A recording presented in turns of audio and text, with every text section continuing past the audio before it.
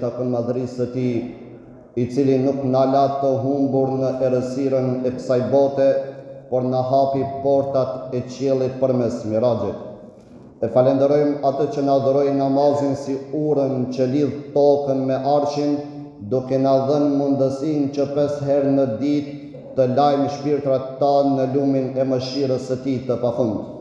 Paqja dhe bekimet me të ndjera qofshin mbi Muhammedin sallallahu alaihi wasallam, i cili udhëtoi përtej kufive të botës për të na sjellë dritën e udhëzimit. Paqja qoftë mbi atë që pa shenjat më të mëdha të Zotit të vet, por nuk e harroi ummetin e tij, duke na sjellë dhuratën e namazit dhe shpresën e shefatit ndërmjetësimit. Paqja qoftë mbi familjen e tij, mbi shokët e tij, me ballë që u shëndrit nga sejdja dhe mbi çdo besimtar që sot kërkon dritën e vërtetë në një botë plot errësirë. Të dashur vëllezër, xhamati i vlerësuar, tema të cilën sot do ta shtjellojmë është çfarë dritash solli kjo ditë për njerëzimin. Bazuar në transmetimet që na e përshkruajnë Miraxhin, ai ka ndodhur në këtë ditë. Fillimi i një sureje i është kushtuar kësaj ngjarje madhështore, këtij misioni profetik, dhe ndër të tjera në fillim të asaj sureje Allahu xhalla shanuhu wa xhalla jalaluhu thot: ai vërtet pa disa nga shenjat më të mëdha të Zotit të vet. Muslimi në sahihun e tij transmeton se Ebu Dherri tha: e pyeta të dërguarin e Allahut, a e pe Zotin tënd? E ai u përgjigj: dritë, pash vetëm dritë. Muhamedi sallallahu alaihi wasallam erdhi dhe u asolli librin njerëzimit për të ua treguar dritën. Ne ta shpallëm librin që t'i nxjerrësh njerëzit nga errësirat në dritë me lejen e Zotit tënd në rrugën e të plotfuqishmit të falendëruarit. Ajo që pejgamberi alayhi salam solli nga Miraxhi për njerëzimin është drita.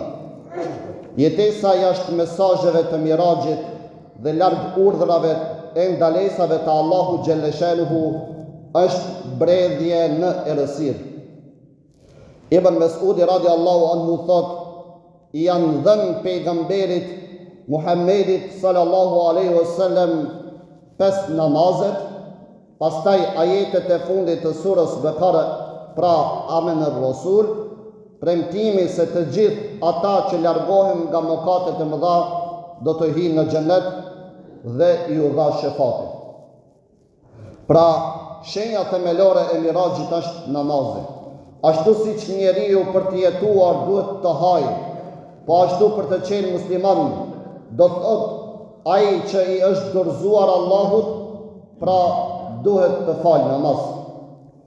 Për adhurimet ditore, namazet në dispozitat e fesë son madhështore, thuhet se nuk ka dhe nuk guxon të ketë pengesë. Çdo musliman që është i mençur dhe i rritur është i obliguar të falë namaz.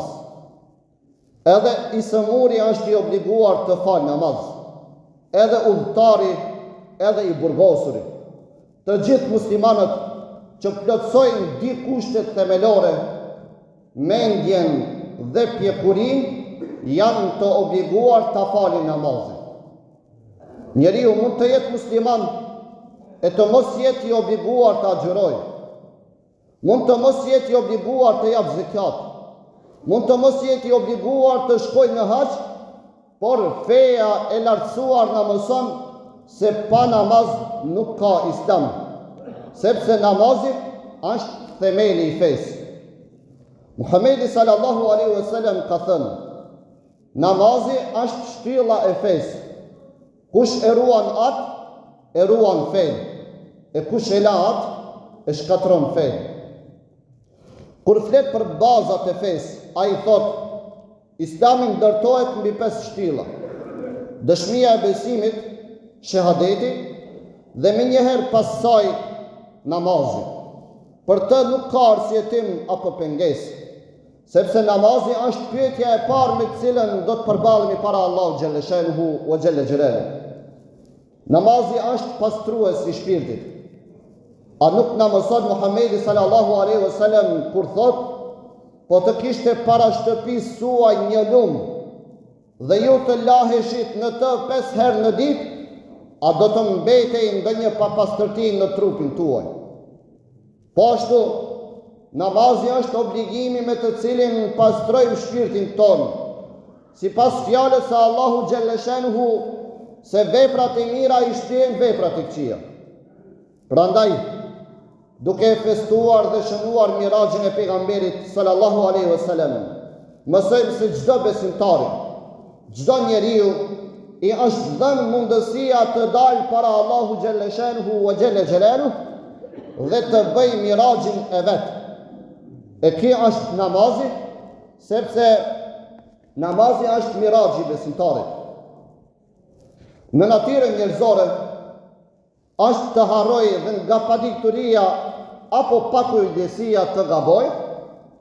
Në dhuratën e ditë që i u dha Muhamedi sallallahu alaihi wasallam dhe njerëzimit, në 3 ajetet e fundit të surës Al-Baqara, Allahu xhalleshanuhu i çliron njerëzit nga përgjegjësia për atë që e bëjnë nga harresa, padituria apo pakujdesia. Zoti ynë mos na ndëshkon nëse harrojmë ose gabojmë. Në të njëjtin ajet, Allahu xhalleshanuhu nga mëshira e tij e pafund i drejtohet njeriut dhe i thot: për atë që nuk mundesh, nuk je i obliguar. Allahu xhalleshanuhu thot: ne askënd nuk e kemi ngarkuar për te mundësive të tij. Por njeriu duhet ta di se nuk ka nevojë t'i arsyetohet njeriu, sepse do t'jap llogari para Allahu xhalleshanuhu. A mundesh ti të japësh nga pasuria jote apo jo? Nuk ke nevojë të më shpjegosh mua apo dikujt tjetër. Ti do të përgjigjesh para Allahu xhalleshanuhu se si e ke fituar pasurinë dhe si e ke shpenzuar atë. Nuk ka nevojë të justifikohesh para njerëzve pse nuk agjeron, sepse Allahu xhalleshanuhu i di mundësitë e secilit dhe atij nuk mund t'i gënjesh. Ai e di atë që e fshehim dhe atë që e shfaqim hapur. Prandaj, kur Allahu xhalleshanuhu na thot se nuk na kanë ngarkuar për te mundësive tona, duhet ta dim se ai që na ka krijuar i di më së miri aftësitë tona. Me besim të fortë dhe vendosmëri, le të kryejmë ato që janë në fuqinë tonë, sepse Zoti do të na pyesë për atë që mundëm ta bënim, por nuk e bëm. E për atë që nuk mundëm, Allahu xhalleshanuhu është i mëshirshëm, nuk do të na ngarkojë.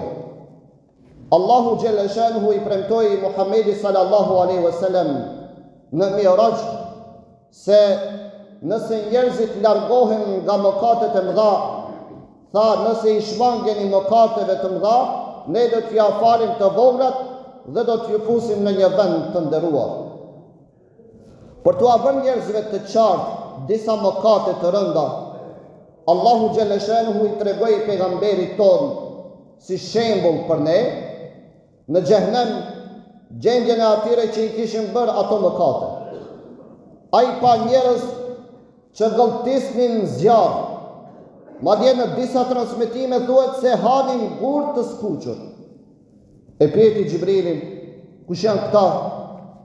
E ai u përgjigj: këta janë ata që hanin pasurinë e huaj, ata që përvetësonin pasurinë e jetimëve, ata që ishin të korruptuar, ata nuk i ndëgjuan urdhrat e Allahu xhalleshanuhu, por zgjodhen të jetonin në errësirë e jo në dritë. Mos e përvetësoni padrejtisht pasurinë e njëri tjetrit, sepse kush e bën këtë, në barkun e tij i fut zjarr.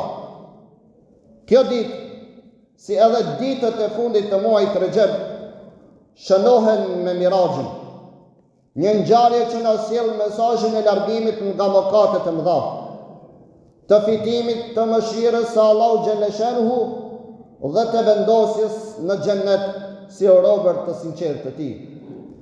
Prandaj, Miraxhin do ta shënojmë në mënyrën më të mirë. atëherë kur vendosim të luftojmë të keqen që pa e shkatron shoqërinë tonë, bashkësinë tonë, të ardhmen e fëmijëve tonë. E kjo quhet korrupsion, quhet përvetësim i padrejtë i pasurisë së tjetrit.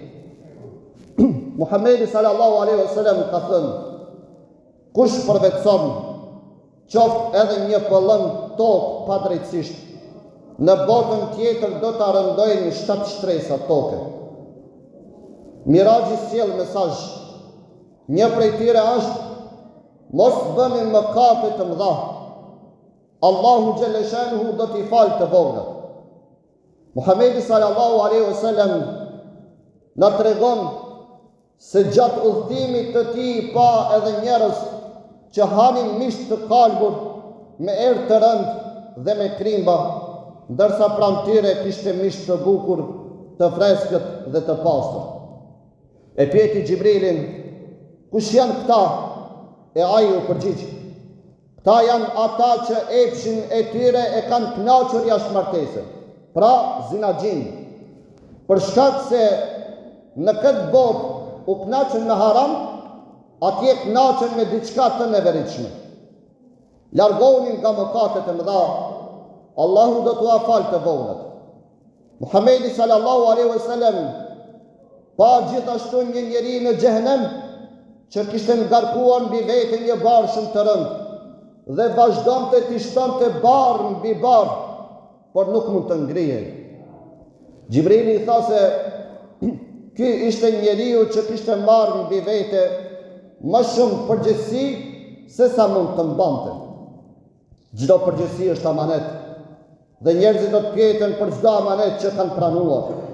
Prandaj Miraxhin do ta shënojmë më së miri duke i jetuar mesazhet e tij. Largohun nga mëkatet e mëdha, Allahu xhelle shanuhu do t'i falë të voglat dhe do të fusë në xhennet. Shefati, ndërmjetësimi Muhamedi sallallahu alaihi wasallam i u dha në Miraxh. Kujt do t'i bëjsh ai shefat? Ndjekësve të tij.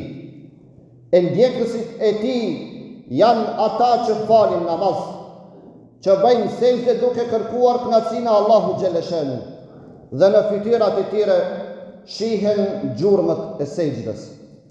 Muhamedi alayhis salam nuk do të jetë ndërmjetësues për ata që nuk do t'i njohë si ndjekës të vet. Bëje mbi vete gjurmën e Miraxhit, sepse namazi është Miraxhi i besimtarit. O Zoti i Madhreshëm, na ndihmo ta shohim dhe ta jetojmë dritën. Amin.